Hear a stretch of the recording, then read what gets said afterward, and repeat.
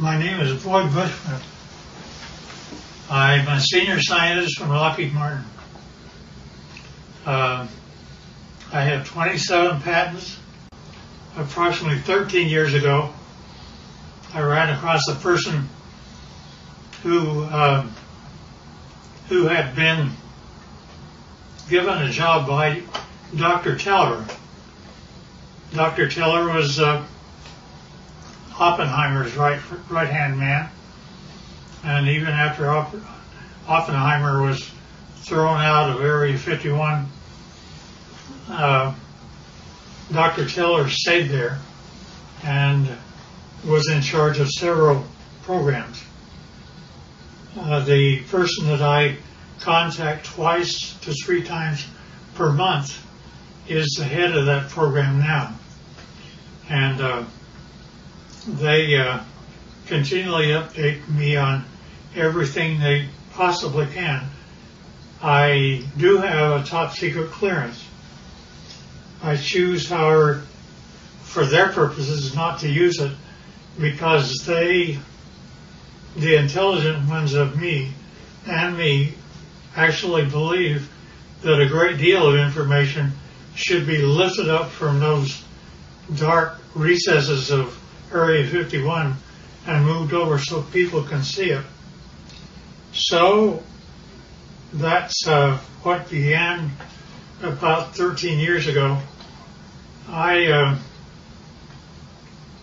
Since I am a scientist, I do not believe in theory. I basically say, follow the data, theory be damned. If something can't verify by a physical test that something is true, then I do not care to accept it in that I present. Therefore, everything that we present here will be data that comes directly from them through me to you. The subject of today there are those that are acquainted with the fact that there were Phoenix lights that occurred over Phoenix about 2 years ago. They were photographed, and those really turned out to be just blobs across the Phoenix sky. It turned out to be that a very dear friend of mine took his wife up a mountain on Valentine's Day, and they took a photograph of Tucson. It turned out to be, when they developed the film, there were a total of 5 UFOs across Tucson proper. And this is Tucson as they saw it. Can you get that? So here's the picture of Tucson as he had it. Then, as he developed further, notice that there are 5 very distinct UFOs along the top of the mountain. Mm-hmm. One of them is even canted a bit, about 45 degrees. Now, the person that took the film said that he had a mothership underneath and one up high. This shows the high one. Mm-hmm. I don't know if I know that I can buy the ship. My name is Scott Faree. I live in Vail, Arizona. A friend of mine who manages a nonprofit in Tucson asked me to take some photos for him for his website. And he was looking for a sunrise picture of kind of the skyline of downtown Tucson. So I had gone out actually on Valentine's Day evening. I dragged my wife up to A Mountain so that I could go up there and just block out some shots, kind of plan the photos that I was ultimately going to take for that website.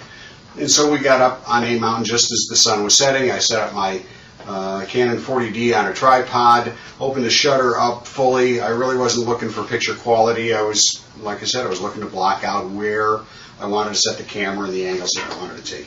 And so I started to click off some photos, and I had these set with a timer release on the shutter so I didn't get any camera vibration because the sun was starting to set. We were running into fairly low light. And I took, I don't know, it was probably 6 or 8 pictures. I figured I'd had enough that I could take a look at tomorrow, take a look at the next day and decide what I liked.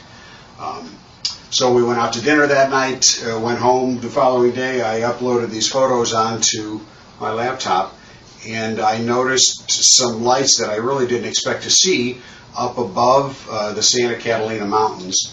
And upon closer inspection, and as I really ran out the contrast in the photo, I ended up with something that I still can't explain to this day. This is the original photo, and these lights were showing up just over the top of the mountain. I took a second photo probably 5 or 6 seconds later, as long as it would have taken for me to reset the timer. And in fact, this group of lights was in a much more narrow band, and now about, well, I don't know, I can't really say distance-wise, but they'd moved quite a ways from where that original grouping had taken place. So I still have no explanation for the camera, or for the pictures. These images, these lights have not shown up in any other photos that I've taken.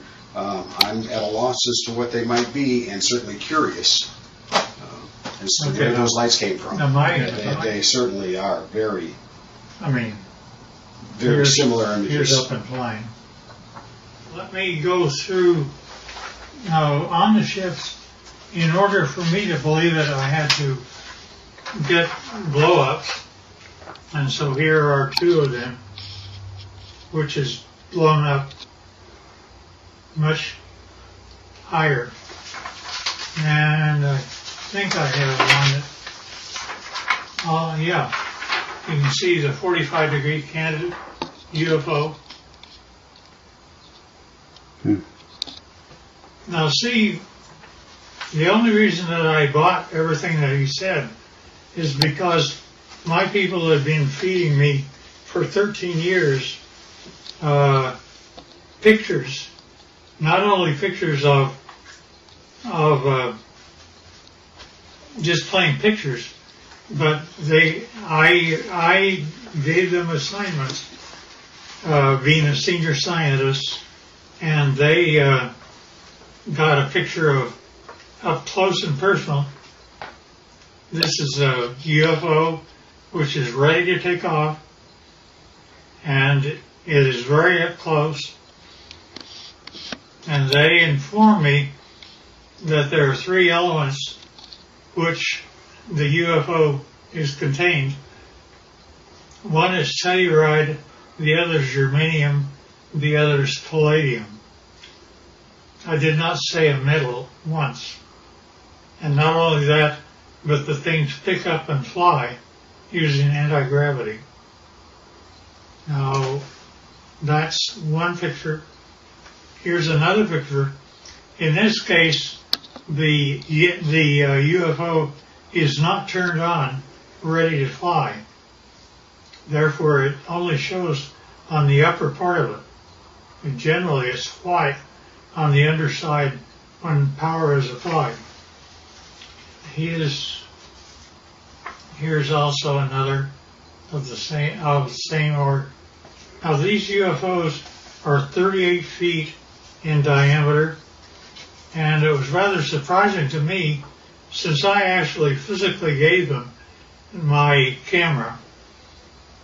They took this picture as a UFO was departing. Within one click of my camera, they got 3 UFOs. That's real. And yeah, we don't know why either. Now also, when UFOs come in, they like we have a heads-up display for our pilots. They do too. This is what their pilots see in order to tell them how to come to Area 51 and land. And not only that, they can go to a vertical hole in a mountain over 51 and go down a shaft. They don't have wheels. They don't have anything like that.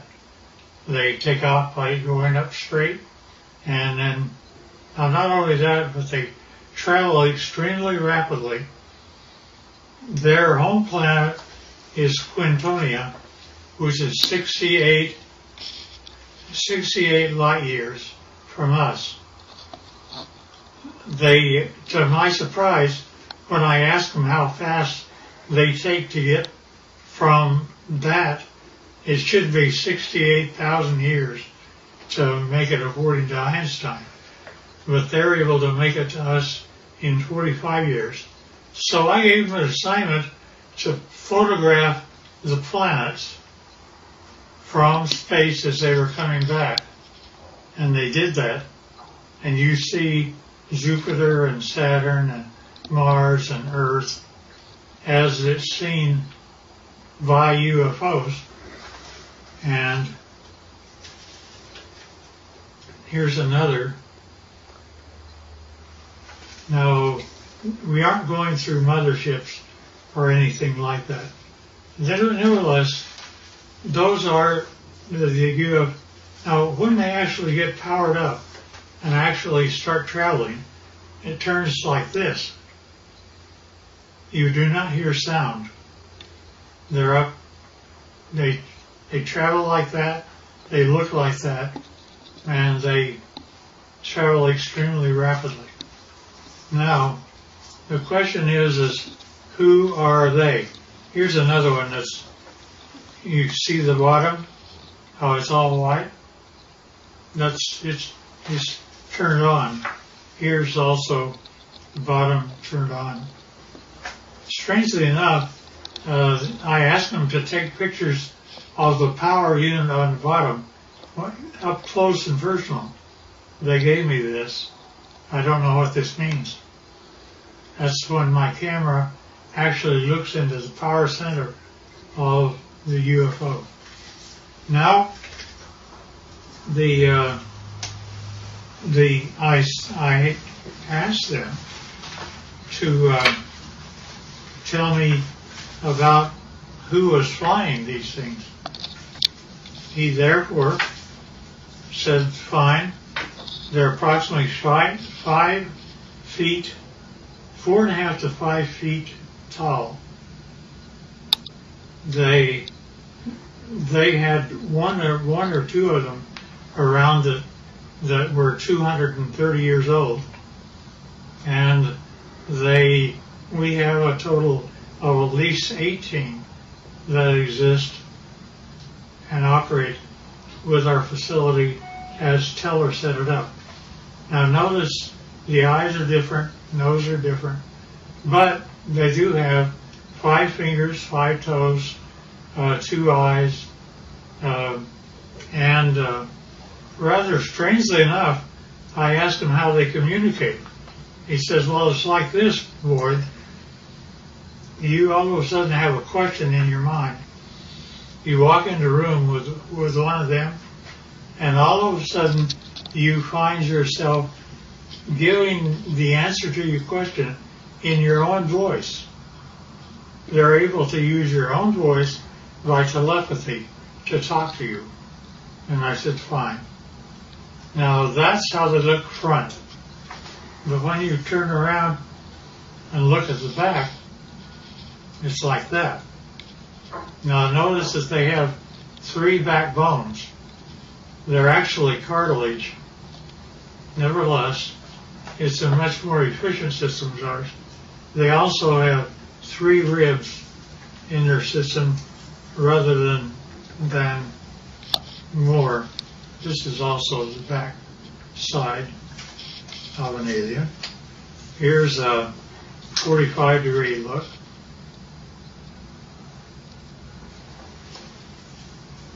And here's the back of the head. Notice the veins, no hair. And now when we talk about aliens, I pushed the issue, and he said, well, there's kind of 2 groups of aliens. he divided them, they divide them into two groups. One group he calls, it's like you have a ranch. And you have a ranch and you find that one group are your wranglers that know how to wrangle your cattle. The others are rustlers, ones that steal your cattle. And indeed, that the two groups do act differently. To the ones that are wranglers are much more friendly and have a better relationship with us. Here's the other side of the alien too. Now also notice that their feet, where they have 5 toes, the toes are joined together like a frog, and yet they are dissimilar. Now there was a surprising occurrence, and that is my friend had one of them that was a friend, and he died here. And 10 days after his death, I was out visiting my buddy who's in this picture. And if you look very close, you can see that his friend is in spirit form and right over his left shoulder. You can also see that the fingers are long, that there is something. We have an expression that basically say when a person dies, they stay around their body for 3 days and then go off, and they basically have the same thing that happens to them. Now, with respect to the alien craft, we have American citizens which are suited up like this, and they are working on UFOs 24 hours a day, and we're trying to learn what to do. These are 2 guys, 2 American citizens, and they're trying to protect themselves against germs and things like that. And here's another view of them. And here's another one. There's an upper part of a UFO and a lower part of a UFO. This is the upper part, and it's just one of them up there. They have, generally we give them suspenders so that if they start floating, they don't have gravity on the inside. Somebody can grab them and pull them over to the side. And this is the home planet that they come from, which they call Quintonia. Now notice that the hand, that's an alien hand. Notice that that the fingers are longer than ours by quite a bit, about 30% longer, and that's just the way they're put together. Now, at any rate,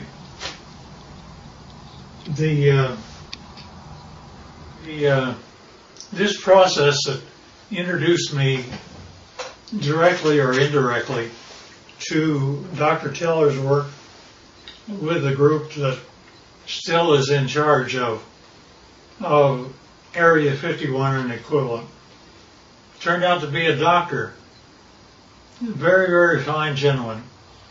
And I was carrying on a conversation with him. He saw how the subject was going, so he simply said, well, you need to know what I did one day. And I said, okay. He said, I was in the process of doctoring a pilot who was a test pilot, a Navy test pilot for the United States government. And it was 1947. said he began, I don't know if it's a drug I had him on or what was occurring, but he basically told me that the radar group, had found a blip out over New Mexico, and that they would like to assign me to go out and check it out. So he said, fine, I'll do that. And he got the fastest airplane that existed then, which was a propeller at the time. And it was fully armed and all the rest of those things. Nevertheless, he was out flying, and he found the item, and he immediately communicated back, and he said, I wish authority, first of all, I want you to tell me, are there any other airplanes flying? Are there commercial or anything else around other than he and I? Said, just the two of you. And he said, fine. Second thing I want to know is, do I have authority to shoot it down? I said, why do you want authority to shoot it down? He says, because I am flying the fastest thing that the United States can make, and he's beginning to leave me. Therefore, I know he's either a friend or an enemy, and if he's leaving me, he's an enemy. Therefore, I wish authority to shoot it down. The commander said, fine. He granted him authority. He pulled in. He shot him down. It came down.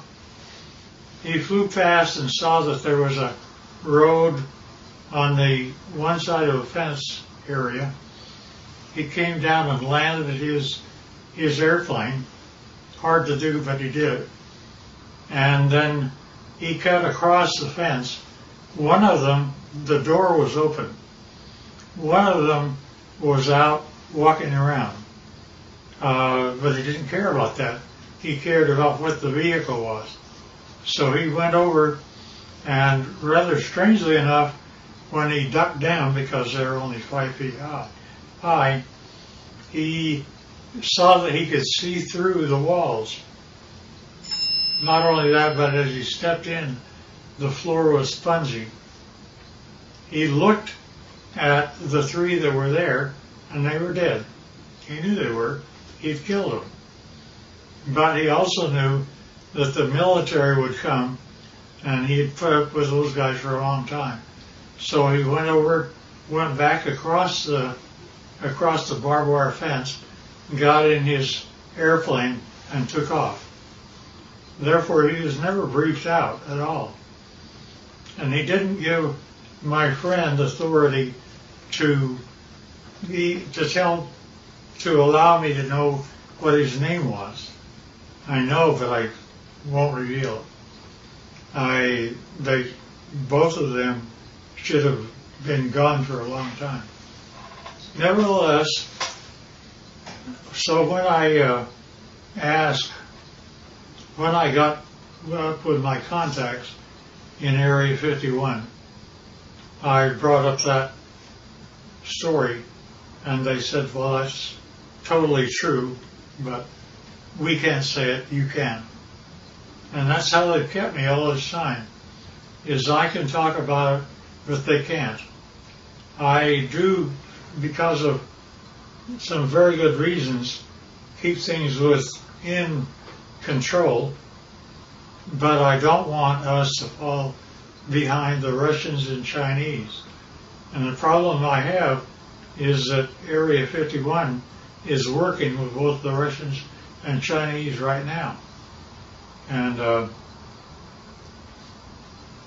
trying to make UFOs, they have, there's been a total of 39 United States citizens that have lost their lives trying to reverse engineer UFOs. And it's Well, the last one I heard of was a year and a half ago, where we lost 19 lives in one test. They actually wanted to bring various flying craft near the UFO, and the UFO defended itself, and 19 of our people died. Now, they kept giving me things rather than, they would give me pieces of UFOs, and I would come to my laboratories. I had the laboratories of Lockheed and every place else, so I would do that, but I would get pieces of UFOs. For example, I have 3 little pieces of UFOs down underneath the thing that looks like a quartz crystal. Notice that that is my hand, and it is giving weight. It says that it weighs 100 grams.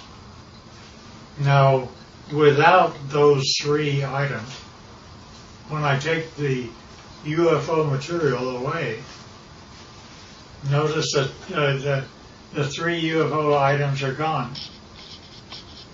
But also notice that the weight of the crystal is now 650 grams.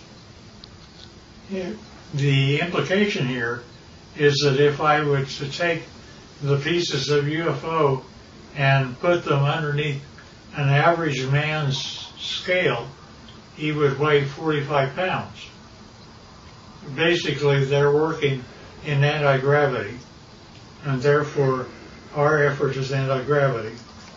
Now, not only that, but we take these same pieces of items, and I go to a standard voltmeter, and notice that in my voltmeter I am getting a total voltage of 249 volts out of one piece of UFO.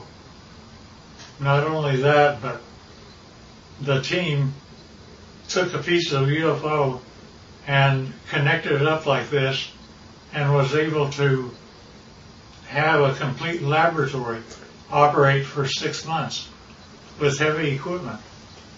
And it goes all the way up to 12 amperes. And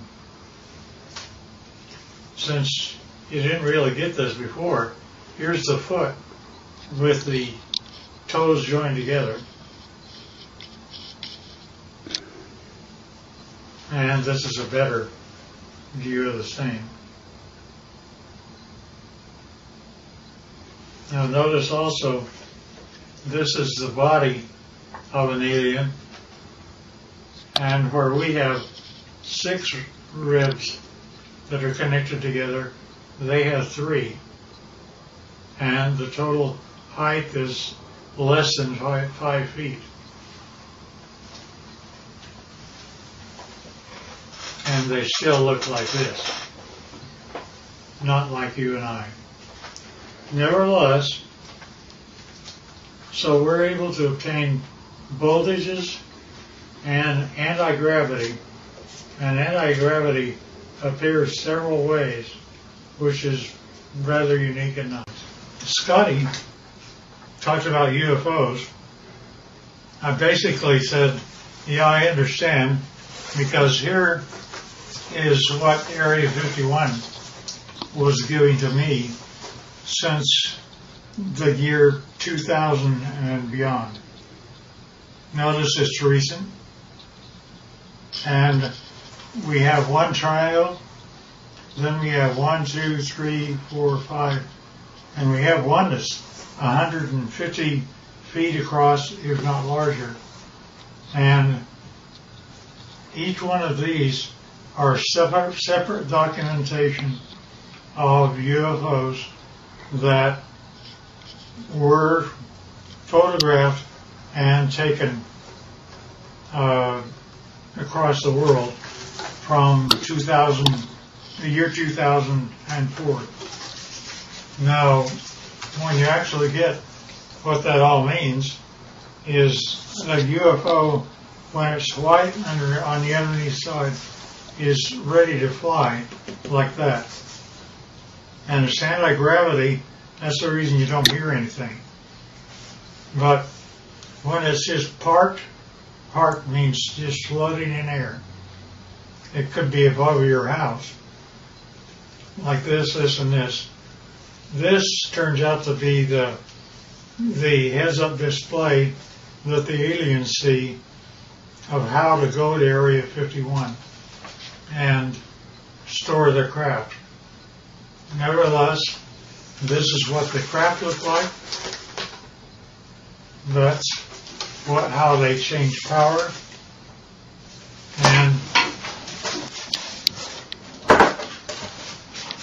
And notice that here's an egg-like thing, but it's standing on end only because it has no gravity itself. And that is a piece of UFO germanium. And this little dot is a piece of neodymium magnet, which is above the germanium, and it's floating all by itself. And that, again, is a UFO. And we don't know why, but the crystal appears to be colored rose, and we can't figure out why yet. Now, there's a whole batch of analysis that we're having to do.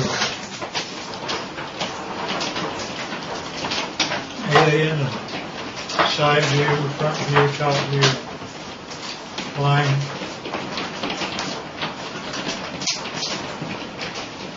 And that's the power center of palladium in the middle of the craft.